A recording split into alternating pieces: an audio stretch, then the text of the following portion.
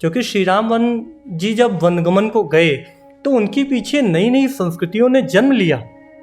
वो संस्कृतियाँ आज कहाँ हैं? ये ऊर्जा श्री राम की है, ये ऊर्जा पवन सुत की है। कवन सो काज कठिन जग माही, जो नहीं होए तात तुम पाई।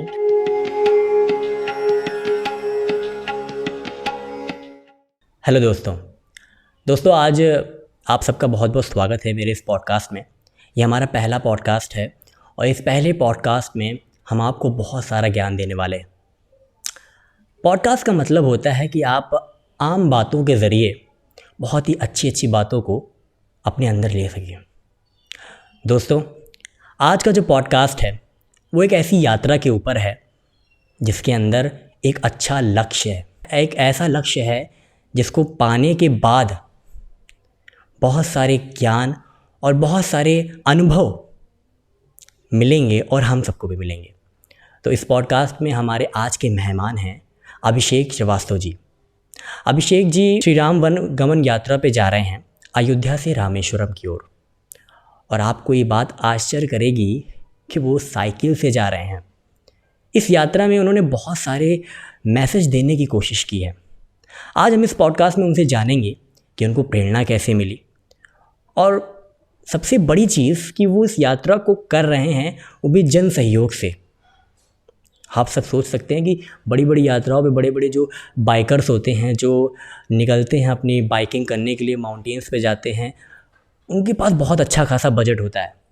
लेकिन एक जन सहयोग से की गई यात्रा कितनी खूबसूरत हो सकती है, ये शुरू होने से पहले ही हम अभिषेक जी से जानेंगे। तो अब नेक्स्ट फ्रेम में आपको अभिषेक जी मिलेंगे और हम उनसे करेंगे बहुत सारी बातें। नमस्कार दोस्तों, मैं यश श्रीवास्तव आप सभी का बहुत बहुत स्वागत करता हूं हमारे इस पॉडकास्ट पे। हमारे साथ हैं अभिषेक सावंत श्रीवास्तव जी। जैसा कि मैंने आपको बताया कि वो अयोध्या से रामेश्वरम जा रहे हैं राम वन गमन यात्रा पे, और वो भी साइकिल से। तो जैसा कि मैंने बोला था कि हम बहुत सारी बातचीत करेंगे, तो चलिए शुरू करते हैं। अभिषेक जी, आपका बहुत बहुत स्वागत है हमारे इस पॉडकास्ट में। देखिए, ये हमारा पहला पॉडकास्ट है तो हम ज़्यादा फॉर्मेलिटीज़ नहीं, एक नॉर्मल टॉक से ही स्टार्ट करते हैं। सबसे पहले तो मैं आपको ये पूछना चाहूँगा कि आपने ये जो यात्रा का आपके दिमाग में कब विचार आया, कब आपने सोचा इसके बारे में, और क्या लक्ष्य है एट द एंड समाज को देने के लिए? पहले आपको बहुत शुभकामनाएं कि आज 2 यात्राएं शुरू हो रही हैं जी, एक आपकी पॉडकास्ट की और एक श्री राम वनगमन पथ की। बहुत बहुत धन्यवाद। देखिए, हमारा जो धरोहर है श्री राम वनगमन पथ, ये एक धरोहर है जी और इस धरोहर के संरक्षण के लिए यात्रा चल रही है। हमारी संस्कृति से आज की नई जनरेशन, नई युवा पीढ़ी को जोड़ने की यात्रा है। बिल्कुल। पर्यटन के विस्तार को बढ़ाने की यात्रा है। उत्तर से दक्षिण की संस्कृति को जोड़ने की यात्रा है। ये यात्रा सिर्फ अयोध्या से रामेश्वरम तक साइकिल से जाने की यात्रा नहीं है। अयोध्या से रामेश्वरम के बीच जितने भी हमारे पड़ाव हैं, वहाँ की संस्कृति, वहाँ का ट्रेडिशन, वहाँ का क्या हमारा स्कोप है, वहाँ के एनजीओज कैसे हैं, वहाँ पर हमारे लोक कलाकार कैसे हैं, हाथ से बनाने वाले हस्तशिल्प कलाकार कैसे हैं, वहाँ का पर्यटन कैसा है, ये सब कुछ एक्सप्लोर, निचोड़ करने की यात्रा है। क्योंकि श्री राम वन जी जब वनगमन को गए तो उनके पीछे नई नई संस्कृतियों ने जन्म लिया। वो संस्कृतियाँ आज कहाँ हैं? किस तरीके से उनका सर्वाइवल हो रहा है, जीविकोपार्जन कैसा हो रहा है? क्योंकि राम से ही सभी हैं, तो राम की तो वो पूंजी है और उस पूंजी का संरक्षण कैसा है, वो उसका संकलन करने में जा रहा हूँ। बहुत खूबसूरत। अब सबसे बड़ी चीज़ ये है, हमने कई जगह से देखा और सुना कि आप इतनी बड़ी यात्रा को जन सहयोग से कर रहे हैं। ये सुनने के बाद ही हम लोग काफ़ी आश्चर्य हुए कि इतनी बड़ी यात्रा को जन सहयोग से करने का मतलब कैसा आपको ऊर्जा मिली कि, और कैसे लोग ने आपको सहयोग किया? देखिए, जब मैंने संकल्प अपना सबको बताया कि एक ऐसी यात्रा है श्री राम वनगमन पथ की यात्रा अयोध्या से रामेश्वरम, तो लोगों ने पूछा, एक इंटरव्यू में मुझसे पूछा गया कि आपके पास क्या वो संसाधन हैं या इतने पैसे हैं कि आप वो यात्रा कर सकें? निश्चित है, बहुत पैसे लगते हैं। मैंने कहा नहीं है। तो मैंने जिस दिन ये कहा था कि नहीं है, उसी के बाद मुझे सबसे पहले साइकिल मिली, मोबाइल फ़ोन मिला, बैग मिला, जूते मिले, हेलमेट मिल रहा है, टेंट मिल रहा है। अब तो कुछ बाकी नहीं रह गया है, एक ज़रूरी संसाधन होने चाहिए। उसके बाद मेरे कुछ मित्रों ने एक अभियान शुरू किया बिना मुझसे पूछे। देखिए, ईश्वर की कृपा है कि मेरी यात्रा 1 रुपये में अयोध्या से रामेश्वरम। क्या बात। जिस तरीके से कहा जाता है कि काशी हिंदू विश्वविद्यालय 3 पैसे से बनना, 3 पैसे ये एक अभियान है, ये जोड़ता है हमें। तो ऐसे ही अयोध्या से रामेश्वरम आप भी 1 रुपये में पहुंच सकते हैं, बहुत सुंदर, सहयोग कर कर। बहुत सुंदर, इसीलिए जन सहभागिता है, जन सहयोग है। बहुत सुंदर। और बहुत सारे सवाल हमारे यूथ में आएंगे। सबसे बड़ी चीज़, आप यूथ को एक बहुत बड़ा मैसेज दे रहे हो, हेल्थ के साथ में भी, फिटनेस के साथ में भी, और धर्म के प्रति जागरूकता के साथ में भी। 2 काम आप एक साथ इतनी बड़े लेवल पे कर रहे हैं। आपको ऊर्जा कहाँ से मिल रही है? ये ऊर्जा श्री राम की है, ये ऊर्जा पवन सुत की है। कवन सो काज कठिन जग माही, जो नहीं होए तात तुम पाई। ये जो चौपाई है ना, ये हमेशा मेरे मन में चलती रहती है कि जब जामोन जी ने कहा 400 योजन दूर जाना है, कोई तैयार नहीं हो पा रहा था कि चले तो जाएंगे, वापस नहीं आ पाएंगे। हनुमान जी देखे बैठे हुए हैं, उन्होंने कहा कि कहीं रीचपति सुन हनुमाना, का चुप साध रहे हो बलवाना। पवन तने बल पवन समाना, बुद्धि विवेक विज्ञान विधाना। और कवन सो काज कठिन जो माही, जो नहीं होए तात तुम पाही। कोई ऐसा कार्य नहीं है जो हो नहीं सकता, आप प्रयास तो करके देखिए। तो ये प्रयास है, निश्चित है हम संस्कृतियों को जोड़ने में सफल होंगे, क्योंकि हमारा यूथ, हमारी नई जनरेशन, अयोध्या का प्यार, आशीर्वाद हमारे साथ है। जैसे कि मैंने बहुत सारे भजन में सुना है, और कई जगह भजनों में और कई पंक्तियों में ऐसा सुना है कि आप कोई भी कार्य शुरू करने से पहले अगर आप वो कार्य नारायण के हाथ में दे देते हैं। लंकनी ने सबसे पहले हनुमान जी को यही कहा था कि प्रभु नगर कीजिए सब काजा, हृदय राखी कौशलपुर राजा। किसी भी कार्य को शुरू करने से पहले अगर आप अपने मन में श्री राम कौशलाधीश को अपने मन में रखते हैं, निश्चित है वो कार्य सफल होगा। और मैं तो उन्हीं के कार्य के लिए जा रहा हूँ, बिल्कुल बिल्कुल उसी पथ पर जा रहा हूँ जिस कर्तव्य पथ पर वो गए थे। बिल्कुल सफल होगा, और अद्भुत तरीके से सफल होगा। एक जब आपका द्रौपदी जी का महाभारत में वो चीरहरण वाला और पूरी सारी चीज़ें हो रही थी, तो द्रौपदी जी ने बोला कि आप मेरे भाई हैं, आप मेरे भगवान हैं, लेकिन आप मेरी मदद करने नहीं आए। तो उस वक्त नारायण ने कहा कि जब आपके 5 पांडव ने एक बार भी हमसे ये नहीं कहा कि अगर आपके कौरव की तरफ से शकुनी खेल सकते थे तो हमारी तरफ से कन्हैया भी तो खेल सकते थे। तो वही है कि जब तक हम नारायण से खुद नहीं कहते हैं और उनको हम अपने कार्य में सम्मिलित नहीं करते हैं और उनके ऊपर सारा भार नहीं डालते हैं, तब तक वो दूर ही रहते हैं। लेकिन आपने तो प्रभु श्री राम का नाम लेकर ही और उन्हीं के नाम पे ही जो ये यात्रा शुरू की है, और उसी सारी कठिनाइयाँ आपको देखनी पड़ेंगी। देखिए, मैं आपको बताऊंगा, रोकना चाहूँगा कि ये भार भी उन्होंने ही दिया है। ये जो विचार हमारे अंदर आते हैं, ये विचार कौन लाता है? वो ईश्वर लाते हैं। ये प्रकृति, ये नेचर हमारा, और ये विचार ही हमारी संपत्ति है। और इसी संपत्ति को जब हम प्रगाढ़ता से जीवन में निखारना शुरू करते हैं तो हम लक्ष्य की प्राप्ति करते हैं। बिल्कुल।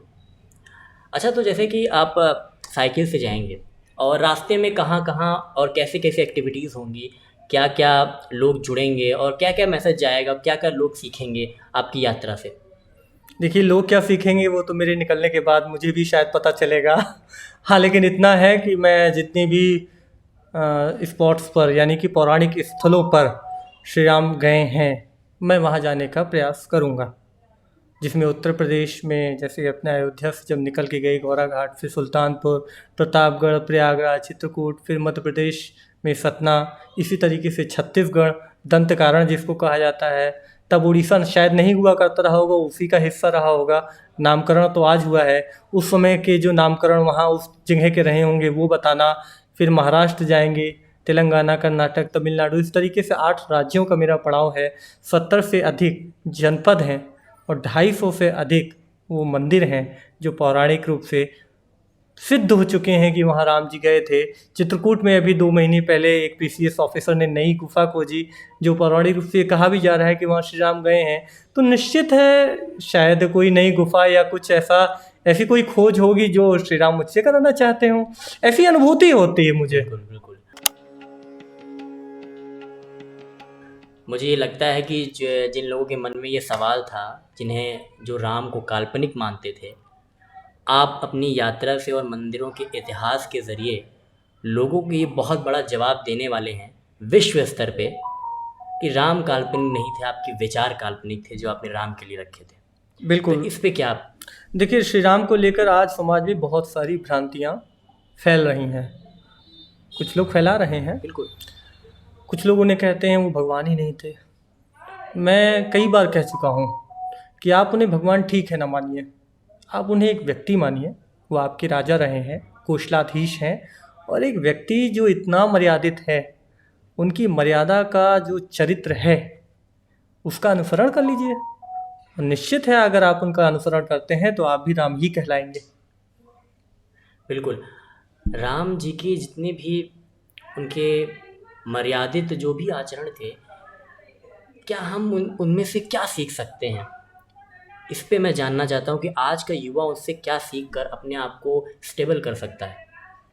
देखिए, वो तो सभी क्षेत्रों में, मैं वो शब्द नहीं है शायद, अग्रणी रहे हैं। आप किसी भी क्षेत्र में जाइए, अगर आज के सब्जेक्ट वाइज में बात करूं तो आप लोग प्रशासन में जाइए, राजनीति में जाइए, आप जिस भी क्षेत्र में उन्हें देखना चाहें। देखिए, तुलसीदास जी ने कहा भी है कि जाकी रही भावना जैसी, प्रभु मूरत देखी तिन तैसी। तो आप उन्हें चरित्र का किसी भी रूप में अनुसरण करेंगे, आप निश्चित है सफल होंगे, आगे आएंगे, समाज में आपकी पहचान होगी। लेकिन आपको अनुसरण करना पड़ेगा। आज की युवा पीढ़ी दूर हो रही है, शायद इसीलिए मैं जब निकल रहा हूँ तो मेरा ये भी संकल्प है कि अयोध्या से रामेश्वरम तक जितने भी हमारे एजुकेशनल इंस्टीट्यूट, शैक्षणिक संस्थान हैं, वहाँ मैं बच्चों के बीच जाऊँ, उनसे इंटरेक्ट हूँ। सबसे पहले तो अयोध्या के बारे में बताना, अयोध्या के पर्यटन के बारे में बताना, राम जी के बारे में बताना, वहाँ से अयोध्या की संस्कृति को जोड़ना, मेरे अनुभवों को बताना। मेरा अनुभव यानी कि जब मैं अयोध्या से निकल रहा हूँ, किस तरीके से क्या तैयारियाँ हुई हैं, इन तैयारियों को बताना। अयोध्या का जो बदलता स्वरूप है वो इतना अद्भुत होता जा रहा है कि पूरी दुनिया अब देखने को मजबूर हो गई है। जिस अयोध्या को लोग विवादों से ढूंढते थे और विवादों के रूप में ही बात करते थे, आज इस बदलती अयोध्या के बारे में क्या शब्द रहेंगे, क्या आप कहना चाहेंगे? अष्टचक्र 9 द्वारा, ये पहली बार नहीं हुआ है। अयोध्या हमेशा बदलाव में रही है। वो विक्रमादित्य जी के समय हो, रानी अहल्याबाई होलकर के समय हो, इतिहास में अयोध्या का स्वरूप हमेशा बदला है। लेकिन एक चीज़ नहीं बदली है, वह धर्म। यहाँ की आध्यात्मिकता, यहाँ की पौराणिकता, यहाँ के संस्कार, यहाँ का आतिथ्य, ये कभी नहीं बदला है और ना कभी बदलेगा। तो चूँकि भौतिक संसाधनों में हम चल रहे हैं, भौतिक समय है, तो भौतिक रूप से अयोध्या बदल रही है। बिल्कुल। तो काफ़ी कुछ सुनने को मिला, काफ़ी सीखने को मिला। अब कुछ ऐसा आप अपने इस यात्रा के बारे में बताइए जो कि हम सब बहुत कुछ इसमें, आजकल के युवा जो है धीरे धीरे जो है फ़िज़िकल जितनी भी चीज़ें हैं, फ़िज़िकल गेम्स हो गए, सारी चीज़ों से दूर हटते जा रहे हैं। और सिर्फ क्योंकि देखिए दोनों चीज़ें ज़रूरी हैं, लेकिन किस हद तक ज़रूरी है, और अपने धर्म और अपने धर्म के अनुसार जो है हम कैसे उनको जोड़कर एक अच्छा व्यक्ति बना सकें, उनको फिज़िकली फिट रख सकें। क्योंकि मोबाइल से और कंप्यूटर से इससे जो है लोगों का मानसिक वीकनेस काफ़ी आ रही है। तो मेंटल हेल्थ के बारे में मैं आज पूछूंगा, लेकिन प्रभु श्री राम से सीखते हुए कि मेंटल हेल्थ को हम कैसे सुधार सकें। आज के युवा बहुत परेशान हैं। देखिए, आज की युवा भाग कहाँ रहे हैं? मोबाइल फ़ोन पर भाग रहे हैं, पाश्चात्य सभ्यता पर भाग रहे हैं। और आप पाश्चात्य सभ्यता में एक बार जाकर देखिए, वहाँ लोग साइकिलिंग करते हैं, ऑफिस भी जाते हैं तो साइकिल से दे जाते हैं। मैं आज ही सुबह एक वीडियो देख रहा था कि वहाँ लोग साइकिल चला रहे हैं, साइकिलें लाइन से खड़ी हुई हैं। हम बात करते हैं ना पाश्चात्य के तरीके से हैं, तो मेंटल लेवल आप देखिए। सीखना है तो सब कुछ सीखें, नहीं तो कुछ भी ना सीखें। आधा अधूरा ज्ञान हमेशा जहर होता है, बिल्कुल हानिकारक होता है, हानिकारक होता है। जो इस यात्रा को जो आप शुरू करने वाले हैं, आप किस डेट से शुरू करेंगे और सबसे पहला पड़ाव आपका कहाँ पर रहेगा और वहाँ से आप किस चीज़ की शुरुआत करेंगे? देखिए 6 अप्रैल को मैं यहाँ से जा रहा हूँ, क्योंकि 6 अप्रैल बहुत खास तिथि है योग के अनुसार। उस दिन हनुमान जी की जयंती है, पूर्णिमा स्नान है। उसी दिन राम जी 6 दिन के पूरे हो जाएंगे, उनकी छठी है। दिन में 11:48 पर अभिजीत मुहूर्त शुरू हो रहा है। वाह। अभिजीत मुहूर्त स्वयं कृष्ण जी का नाम है। वो कहते हैं यात्रा के लिए सबसे शुभ मुहूर्त होता है। तो ईश्वर ने चाहा तभी तो शायद इतने सारे बिल्कुल, संयोग बिल्कुल। मेरे लिए आकर खड़े हो गए हैं। बिल्कुल, बिल्कुल। जन सहयोग भी तो देखिए यही है कि बिल्कुल। ईश्वर भी मेरे लिए सहयोग कर रहे हैं। हाँ, इतने हाँ। अच्छी तिथि पर, इतने अच्छे संयोग पर मुझे भेज रहे हैं यहाँ से। अयोध्या में हनुमानगढ़ी और रामलला का दर्शन करेंगे। उसके बाद गौरा घाट जाएंगे, यहाँ से 25 किलोमीटर लगभग है। वहाँ रात्रि विश्राम करेंगे, जैसे पहली रात्रि विश्राम राम जी ने किया था। हाँ, हाँ। फिर सुल्तानपुर जाएंगे, वहाँ 2 रात्रि विश्राम करेंगे। क्योंकि अब हमारे रात्रि विश्राम बढ़ते रहेंगे, क्योंकि एक जनपदों में कम से कम 3 से 4 दिन में रहना चाहता हूँ। जैसे मैंने पहले ही बताया था, मैं एक्सप्लोर करने जा रहा हूँ, ना कि साइकिलिंग करने जा रहा हूँ। साइकिलिंग करना और एक्सप्लोर करने में बड़ा फ़र्क होता बहुत है। फ़र्क है। क्योंकि मेरे पास पैसे बहुत ज़्यादा नहीं है कि मैं अपनी कार से, बाइक से या किसी और संसाधनों से जा सकूं। साइकिल एक अच्छा माध्यम मुझे लगा, बिल्कुल, बिल्कुल। इसलिए मैं साइकिल से जा रहा हूँ। मैसेज बहुत सारे निकलते हैं। हम ये मैसेज है ऊपर वाला देने की कोशिश करता है आपको ऐसे हालातों में रख कर कि आप एक बार वो कोशिश तो करिए। बहुत सारे लोगों के आप प्रेरणा स्रोत बनने वाले हैं। दृढ़ता इसीलिए आ रही है कि मैं 2 महीने से लगातार इस पे जो है साइकिलिंग कर रहा हूँ। 50-60 किलोमीटर डेली चलता हूँ। अच्छा। कहीं भी हैक्टिक नहीं हो रहा हूँ। मानसिक रूप से एकदम मुझे लगता है कि मैं तो कल ही रामेश्वरम पहुँच जाऊँगा। क्या बात वो है। 5 से 6 हज़ार किलोमीटर की यात्रा कुछ भी नहीं है। बिल्कुल। ये शायद उन्हीं का आशीर्वाद है। अयोध्या के जो मंदिरों का इतिहास है उसके बारे में आपसे जानना चाहूँगा। ये कुछ ऐसे मंदिर जो दुनिया में लगभग लोग सिर्फ 4 से 5 मंदिरों के बारे में, अयोध्या के बारे में जानते हैं। यहाँ मंदिरों की कितनी श्रृंखला है और क्या इतिहास रहा है यहाँ का? 50,000 से ज़्यादा मंदिर हैं आज, लेकिन तब इतने नहीं हुआ करते थे। जब विक्रमादित्य जी ने एक नई अयोध्या का निर्माण किया था, तब हंस बेकर के गजेटिये में प्रूफ करके बताया गया है कि 360 के करीब मंदिर थे उस समय, जिसमें जन्मभूमि प्रथम था। 1902 में जब एडवर्ड यहाँ आए हैं, एक जज हुआ करते थे, उन्होंने मंदिरों की जब श्रृंखला बनाई तो 148 मंदिर हुए प्रमाणिक रूप से, जहाँ पर आज देखिए पत्थर आपको लगा मिलेगा। ऐसे ही जब हम चलते हैं तो त्रेतानाथ के ठाकुर का मंदिर, जिसको औरंगजेब ने गिरा दिया था, आज देखिए विध्वंस हो चुका है। उसे बनना चाहिए। तो बिल्कुल। मंदिर सब प्रभु श्री राम का अयोध्या से लेकर कहाँ तक मंदिरों का और उनके ऐसे प्रमाण जो हैं, और क्या मैं ये जानना चाहूँगा कि अभी अयोध्या से रामेश्वरम, क्या ये यात्रा कुछ दिनों बाद या दूसरी यात्रा में आप अयोध्या से श्रीलंका और इंडोनेशिया भी जाएंगे, जहाँ पर प्रभु श्री राम का साम्राज्य फैला हुआ था? ईश्वर चाहेंगे तो बिल्कुल जाएंगे। अभी तो पहले मुझे यात्रा पूर्ण करनी है। बिल्कुल, यात्रा तो आपकी बहुत भव्यता से पूरी होगी और पूरे भारत से आपको बहुत अच्छा सहयोग मिलेगा, क्योंकि मुझे इस बात की पूरी श्योरिटी है कि अब हमारा युद्ध धीरे धीरे, देखिए यहाँ मुझे सहयोग भारत से नहीं चाहिए जी, यहाँ सहयोग उस जनमानस से चाहिए जो राम जी में विश्वास करते हैं। बिल्कुल बिल्कुल बिल्कुल। राम जी के विश्वास करने वाले लोग ही आपके जन सहयोग का जो है सबसे बड़ी वजह बनने वाले हैं। बिल्कुल। और रास्ते में जो कई समस्याओं का आपको सामना करना पड़ेगा, मेरे ख्याल से जंगल भी पड़ेंगे और कुछ ऐसे स्थान भी पड़ेंगे जो काफ़ी डरावने हो सकते हैं। मैंने देखे हैं कि बहुत लोग जो बाइक राइड पे जाते हैं वो काफ़ी संसाधनों के साथ जाते हैं, लेकिन इतने कम संसाधनों में आप जा रहे हो और रास्ते में जो जितनी भी आपको डेंजरस चीज़ें मिलने वाली हैं उसका सामना आप कितनी दृढ़ता से करने वाले हैं? देखिए जो ये एक्सपीरियंस वर्ड है, अनुभव, इसका आप विश्लेषण कीजिए। तो जब समस्याएं ही नहीं हैं, अच्छा, तो अनुभव कैसे होगा? क्या बात है, क्या बात है, ये तो बहुत अद्भुत चीज़ बोली। अनुभव तभी होगा जब मैं इन समस्याओं से गुजरूंगा।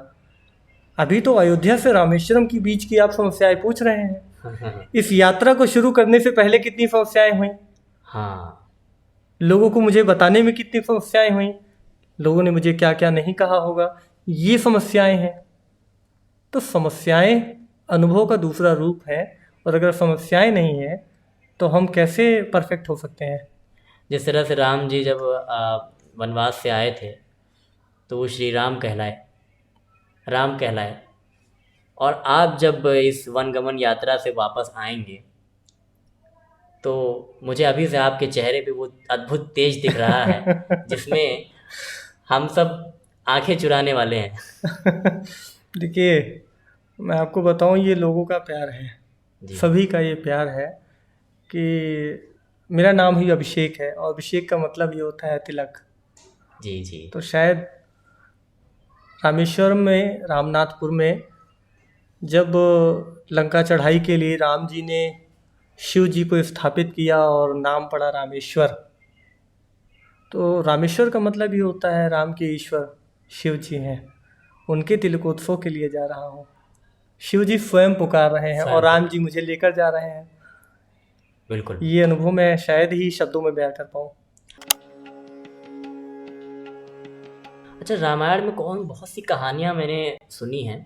जब राम वनगमन पे भगवान गए थे तो बहुत सी ऐसी कहानियाँ हैं जो कि अलग अलग रामायण से मिलती हैं, तो कुछ ऐसी कहानियाँ जो लगभग लोगों ने नहीं सुनी है। अच्छा, मैं ये भी देखता हूँ कि जब हम अलग कहानियाँ और अलग तरीके से और अलग रामायण से लोगों को बताने की कोशिश करते हैं तो लोग विश्वास ही नहीं करते हैं कि ऐसा भी हुआ होगा।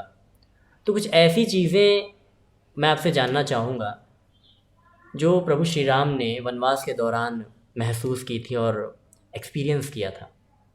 देखिए, आपने कहा कि अलग अलग भाषाओं में रामायण है, तो अलग भाषाओं में रामायण के स्रोत कौन है? वाल्मीकि जी ही हैं। तो हम समझते हैं कि जब हम ट्रांसलेट करते हैं किसी चीज़ को तो उसमें अपनी भावनाओं को, अपने शब्दकोश को रखते हैं और कुछ कल्पनाएं करते हैं। आप रामायण और रामचरितमानस में डिफरेंस देख सकते हैं। बिल्कुल। तो जो अनुभव की बात आपने कही है, तो अनुभव तो कई सारे हैं, वो तो मुझे लेना है, तब शायद मैं बताऊंगा तो ज़्यादा अच्छा लगेगा। मैं कहानियों की बात कर रहा था कि हाँ। कुछ ऐसी कहानियाँ जो, या कुछ ऐसे किस्से जो प्रभु श्री राम के हों, जो वनगमन के, वनवास के दौरान उनके हों। देखिए, जब वो ऋषियों के साथ जाते थे, मिलते थे उनसे मिलने के लिए, तो ऋषि क्या कहते थे कि मैं तो आपका इंतज़ार कर रहा था। और ईश्वर क्या, राम जी क्या कहते थे कि आप तो मेरे प्रभु हैं। जबकि राम जी स्वयं सबके प्रभु हैं।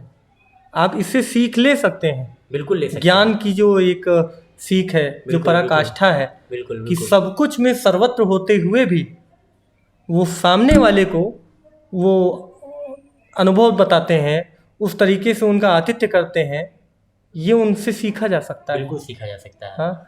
और हम रामायण में हनुमान जी से ऐसी क्या सीख ले सकते हैं राजनीति के तौर पे, जो हमारे राजनीति के स्टूडेंट्स होंगे और जो लॉ के स्टूडेंट्स होंगे, जो मतलब जिसमें रणनीति बनानी होती है, क्या हनुमान जी से सीख ले सकते हैं हम लोग राजनीति और रणनीति बनाने में?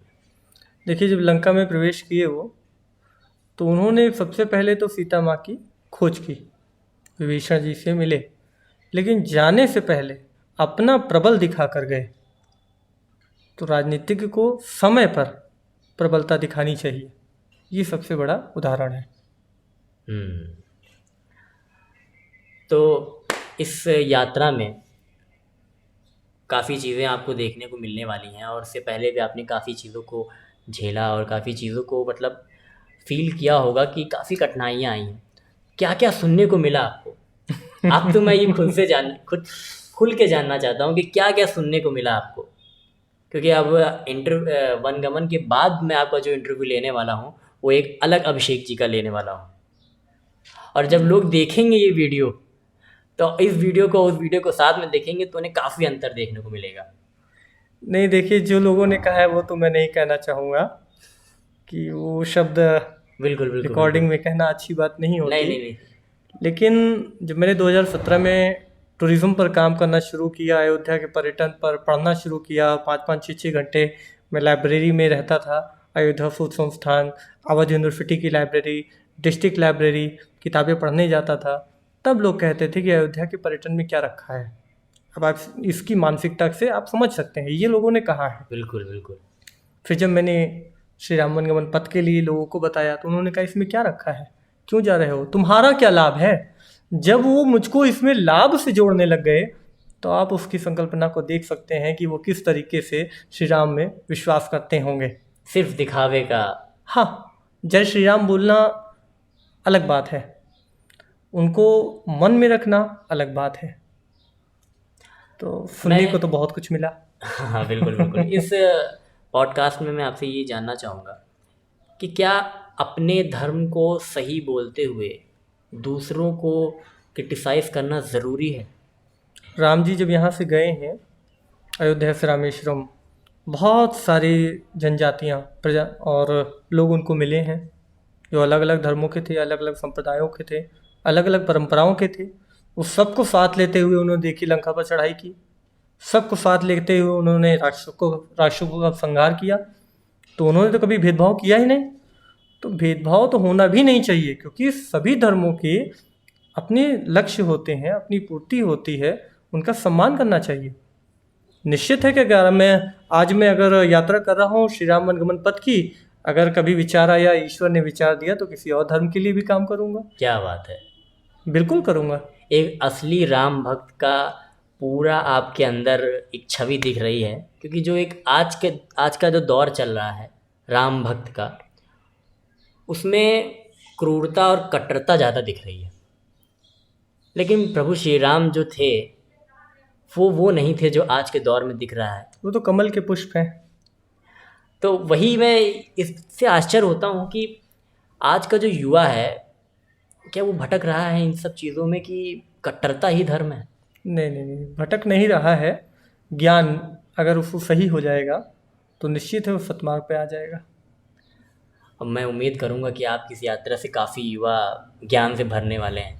ये कोशिश है। कोशिश नहीं, ये तो अब ये ऊर्जा आपके कोशिश चेहरे पे करने दिख वालों रही की है। हार नहीं होती।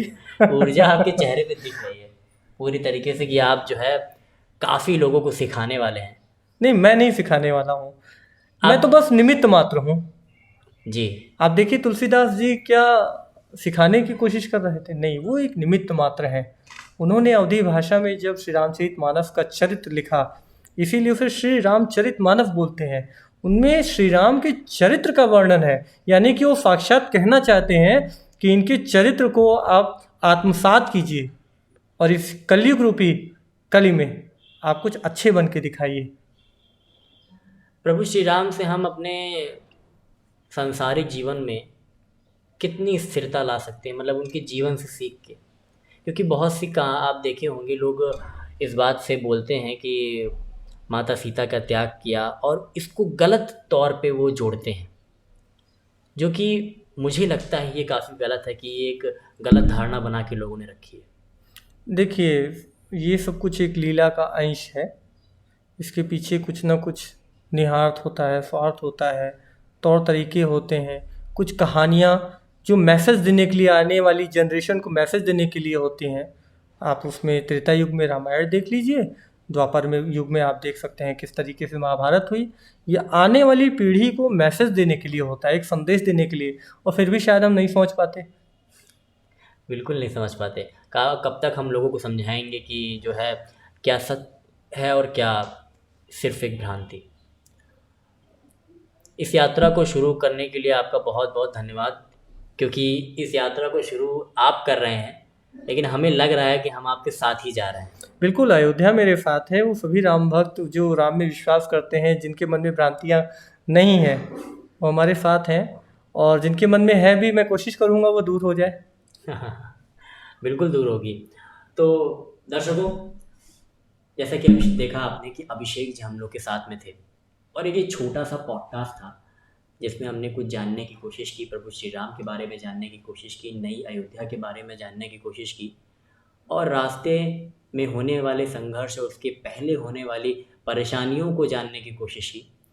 तो आई होप कि इस पहले पॉडकास्ट में आपने सीखना ज़रूरी समझा होगा, क्योंकि आजकल लोग सिर्फ ऐसी चीज़ों पे ध्यान देते जा रहे हैं गंभीरता को छोड़ के, जो कि आगे आने वाले हमारे यूथ को और आने वाली हमारी पीढ़ियों को मानसिक तौर पे बुरा बना देगी। तो चलिए मिलते हैं अब अभिषेक जी की यात्रा के बाद। एक फिर से हम आपको इनवाइट करेंगे और फिर से हम एक नई ऊर्जा और भव्यता के साथ आएंगे और आपसे पूछेंगे बहुत सारी चीज़ें कि आपने क्या क्या सीखा। इसके लिए आपको 7-8 महीने का इंतज़ार करना होगा। तब तक काफ़ी चीज़ें, मुझे लगता है कि आप रास्ते में जाएंगे तो आपको काफ़ी चीज़ें, नए नए प्रकार के व्यंजन भी देखने को मिलेंगे, यही हमारा लक्ष्य है। नई नई भाषाओं सीखने को मिलेंगी, नए नए लोग मिलेंगे। तो ये 7-8 महीने का और हज़ारों और लाखों लोगों से मिलने के बाद जो अनुभव है, हमारा सौभाग्य रहेगा कि हम उसको आपके ज़रिए ले सकते हैं। चलिए दोस्तों, आप सभी का बहुत बहुत धन्यवाद, आपने इस पॉडकास्ट को देखा। और आगे भी हम कोशिश करेंगे कि हम ढेर सारे पॉडकास्ट लाएं और अच्छे अच्छे लोगों को, आपको गंभीर चीज़ों पे आपके ज्ञान को बढ़ाएं। सभी को नमस्कार, जय सिया राम। शब्द अर्थ परमार्थ तुम्ही हो, भाग्य कर्म पुरुषार्थ तुम्ही हो। सिया राम करुणा के सागर, हे लक्ष्मीपति हे नटनागर। गूंजता जल थल नभ में नाम, नमन है तुम्हें अयोध्या धाम।